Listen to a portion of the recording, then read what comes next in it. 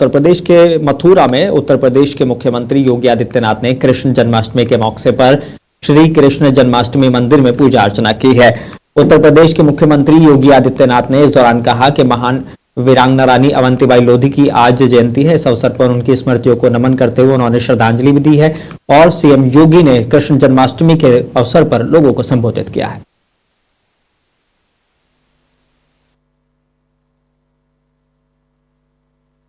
आज पावन जन्माष्टमी का शुभ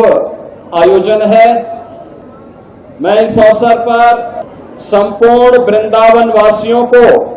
उत्तर प्रदेश वासियों को और पूरे देश और पूरी दुनिया के अंदर जहां कहीं भी सनातन धर्मावलंबी निवास करता है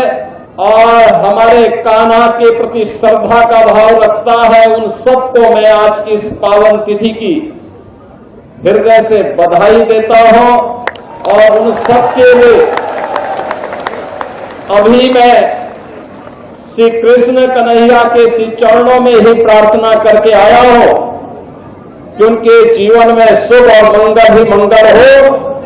ये कृपा उनकी सदैव बनी रहे। बहनों और भाइयों, 5000 वर्ष से भी पहले से ये ब्रज भूमि भगवान श्री कृष्ण के पूर्ण अवतार के रूप में